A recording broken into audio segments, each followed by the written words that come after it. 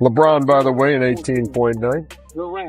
Oh my gosh. Just too much of that action. And all God's people said, Amen. Amen, brother. High school 3-on-2 break.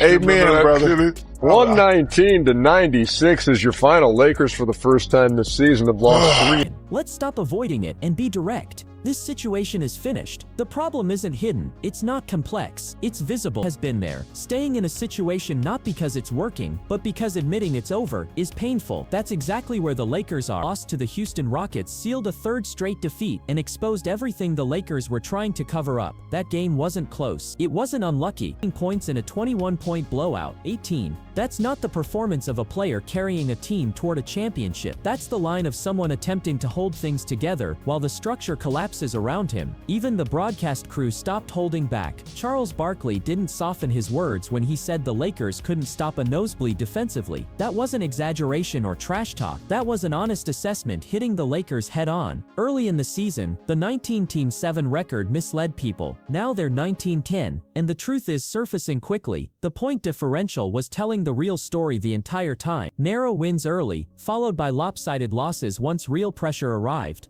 Be a better team, they need to form some type of identity. I don't know which team I'm looking at sometimes. Sometimes they play fabulous basketball, even on the defensive end, and tonight it looked like it was lackluster efforts. I know it's traditional, but I think the Lakers need to play some zone until they figure out. Play some zone. Well, when you play zone, that's a throwing up the white flag, red flag. Blue. One analyst openly labeled the record fraudulent, and honestly that description fits. The standings were misleading. The game film wasn't. This team can't defend anyone. There's no defensive identity, no physical presence, and no toughness. When momentum swings and things start to unravel, they collapse immediately. That's not the mindset of a contender. That's a team quietly preparing for an early playoff exit. If you needed one last image to drive the point home, the broadcast showed the Rockets running repeated 3-on-2 fast breaks that looked like basic high school drills. Open lanes, no resistance, and zero urgency. That's not misfortune. That's a system breaking down in real time.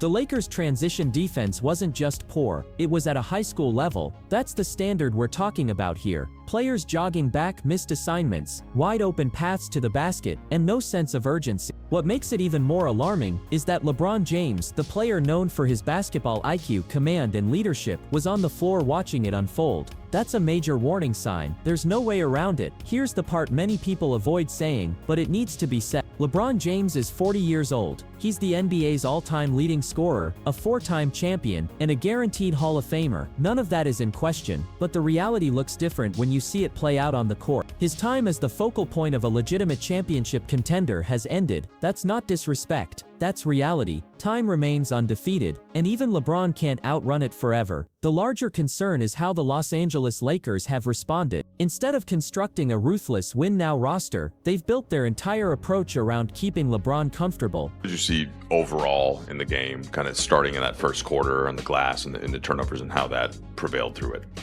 Yeah, the two words of the day were effort and execution. And, I feel like when we've done both of those things at a high level, we've been a good basketball team. When we haven't, we're a terrible basketball team. And tonight we were a terrible basketball team. And that started legitimate. When you look at the game overall, especially starting in the first quarter, you could see it on the glass and in the turnovers. That pattern carried through the entire night. And honestly, the two words that defined this game were effort and execution. When this team brings both at a high level, they can be competitive. When they don't, they're a bad basketball team. And tonight, they were a bad basketball team. That problem didn't start tonight. It runs deep. It includes the decision to draft Bronny James, creating the first father-son duo in NBA history. Yes, from a family perspective, it's a special moment. There's no argument there. But strictly from a basketball standpoint, it looks like legacy being prioritized over ruthless roster construction. Let's be clear, Bronny isn't ready for meaningful NBA minutes yet. That's not criticism, that's development. Most young players aren't ready right away, and that's normal, but everyone around the league understands why he's on the roster right now. And it's not because he's prepared to help win playoff games immediately. That reality puts the front office in an extremely difficult position, and it shows night after night. They're trying to compete while also protecting a narrative, and that balance almost never works. Then the injuries start to pile up, and everything accelerates in the wrong direction. Role players are being pushed beyond their limits. Austin Reeves left this game with a calf strain that could become a serious issue. When injuries stack up like this, Rotations tighten, pressure increases, and small flaws turn into major problems. You hear names like Jared Vanderbilt and Marcus Smart mentioned as defensive fixes, but analysts continue to highlight the same concern. When those defense-heavy lineups are on the floor, the offense completely stalls. There's no spacing, no rhythm, and no flow. In today's NBA, that trade-off is costly. All of this places enormous pressure on JJ Redick, who's forced to constantly choose between defense and scoring. With no margin for error, every lineup decision feels like a risk, and right now those risks aren't paying off. The uncomfortable truth is this isn't about one bad game. Do you have on the Lakers right now?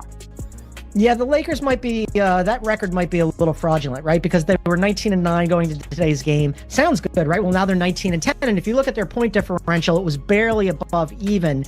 And so there's some cracks showing here because you do have Luka, you have LeBron, and Austin Reeves. But Austin Reeves left the game with a calf strain, and you have to be really careful with those things, right? Because calf strains can be tricky. They can flare into Achilles, and then all of a sudden you're lost for the season. So they're going to be real. This is what happens when timelines collide. Priorities become unclear, and a franchise tries to respect the past while chasing the future at the same time. If you're paying attention, the warning signs are obvious. It hasn't worked so far, and that matters. The Los Angeles Lakers brought in a first-year head coach, JJ Redick, with no prior professional coaching experience, and placed him directly into a locker room led by LeBron James. That's not a developmental situation, that's a pressure-filled environment waiting to explode. When things start to unravel, and they clearly are, who is really in control? Is it Redick, attempting to establish structure, or is it LeBron, a player who has been heavily involved in roster and coaching discussions throughout his career? That question looms over every timeout, every lineup adjustment, and every late-game choice. You can sense the uncertainty on the court. The broadcast presented the numbers clearly, and they aren't encouraged. When LeBron and Austin Reeves share the floor, the Lakers' offensive rating ranks 7th in the league. That sounds strong, until you hear the rest. Their defensive rating in those minutes sits at 24th. That's not the profile of a contender. That's a team exchanging baskets while constantly giving up points. In today's NBA, speed, youth, and athleticism dictate outcomes, and the Lakers continue to struggle against younger, faster opponents.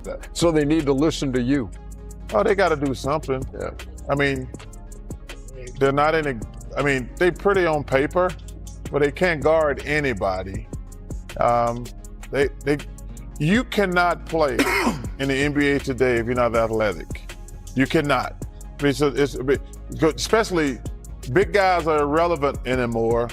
The game is led by perimeter players, and if you don't have athletic ability on the perimeter, you're going to struggle in the NBA. That's just the truth. Just look at what happened when the Houston Rockets came into Crypt Arena and played free, confident basketball as if it were their home floor. Alperen Şengün controlled the paint with ease, posting a double-double without much effort. Amen Thompson consistently blew past defenders all game long. Analysts said it plainly, no one could stay in front of. That's an uncomfortable reality for a franchise chasing championships, not moral wins. And here's the part many fans avoid, but it needs to be acknowledged. LeBron is part of the issue, not the entire problem, but a portion of. At 40 years old, he can no longer deliver elite two-way dominance every night. The scoring bursts still appear, but the defensive tone, transition effort, and sustained pressure aren't consistently there. When your top player isn't setting the defensive standard, the impact spreads through the roster, effort declines, rotations slow down, and urgency fades. Right now, the Lakers are experiencing that effect on a nightly basis. One analyst cut through all the noise with a single line that perfectly captures the state of today's NBA. With those three guys on the floor,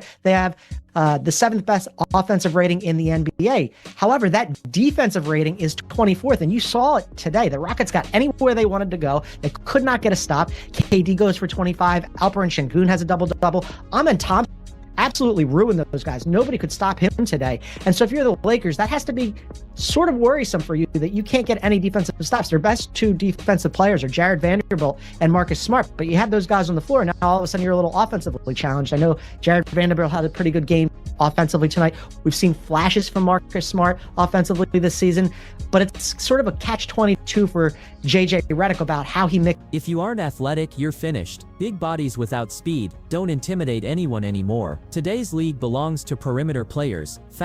Subscribe, because the next part gets even more uncomfortable. That description fits the Los Angeles Lakers right now. They simply don't have the athleticism to keep up with true contenders across the league. And as legendary as LeBron James has been, he's no longer the athletic safety net who could erase mistakes on both ends whenever things unravel. So when analysts start suggesting zone defense as a solution, it's both ironic and concerning. One analyst put it plainly, playing zone is basically raising the red, white, and blue flags all at once. That's another way of admitting you can't guard anyone individually. Real contenders don't resort to that. Desperate teams do when small cracks become major flaws. Tim Doyle didn't soften his assessment either. He said the Lakers have a 0.0% chance of winning an NBA championship. Harsh? Absolutely, but honestly, where's the flaw in that statement? Yes, the record still looks respectable on paper, but the point differential is flat. The losses are ugly, and they're getting blown out by teams they're supposed to be battling at the same level. Last night, and I was a teammate with LeBron James, grew up playing against him, played with him in AAU, McDonald's All-American. I know this man. When he's not engaged or he feels some type of way, it speaks in his body language. Last night, his body language was awful. He was not engaged, he was pouting, he was moping, he was walking up and down the damn floor, he was complaining.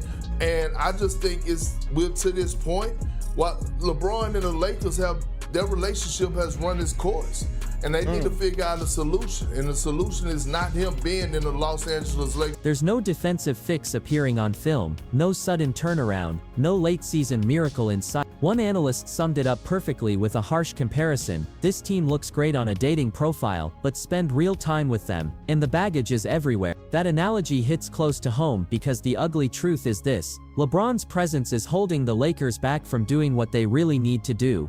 They can't fully commit to developing young players for the future because they're trying to win in the present. The result? Basketball limp. They aren't good enough to compete for championships, but not bad enough to secure top draft picks. And let's be real, LeBron isn't going anywhere soon. He's still on max money, comfortable in LA, chasing milestones, playing alongside his son, and controlling his own destiny. Why would he leave? Here's the hard truth nobody in power wants to face. What's best for LeBron now isn't what's best for the Lakers as a franchise. Their priorities and timelines have diverged, and everyone can see it except the decision makers. If you're still watching, you can probably guess how this ends. Hit subscribe, because the Lakers' reality check is only going to get louder. Avery Johnson added a perspective that should have set off alarm. Speaking casually about staying at the same hotel as the Lakers, he reported hearing it straight from staff and players. The defense isn't good, particularly on the perimeter, and nobody inside is pretending otherwise. One recent game illustrated this perfectly. The Phoenix Suns scored on their first 13 possessions of the third quarter. 13 straight. That's not just bad defense, that's missed assignments, zero communication, slow reactions, and collapsing effort. When a team performs like that consistently, it's not just a talent issue, it's a culture problem. Players stop talking, stop rotating, stop trusting each other. When effort disappears regularly, it becomes a leadership issue, whether anyone admits it or not. LeBron James is the default leader by status and resume, but at 40, logging heavy minutes, and carrying 21 NBA seasons on his body, can he realistically maintain elite energy, defensive accountability, and consistent urgency? Based on what we see, the answer seems to be no. And in LA, that matters more than anywhere. This franchise only cares about championships. They don't celebrate division titles or first-round wins. Success in Los Angeles means rings, period. And with this roster structured the way it is, that's not happening. Everyone knows it, fans, analysts, even league insiders. Somehow the front office still acts surprised. The solution is simple but uncomfortable. The Lakers need an honest conversation with LeBron about what's best for both parties. That might mean trading him to a contender where he can play a smaller, smarter role and chase another ring. Maybe retirement, moving into ownership or the front office, maybe finishing his career somewhere else entirely. But what will likely happen instead? Small deadline moves, role player swaps, talk about getting healthy, another early playoff exit, and pretending it was unexpected. Next season, same story, just older, slower, and still stuck between honoring the past and building the future. The broadcast even highlighted LeBron, heading into the Christmas game as the NBA's all-time leader in Christmas appearances, 19 and points 57, legendary, nearly untouchable number. But here's the uncomfortable truth. These stats celebrate what LeBron was, not what he realistically can be moving forward.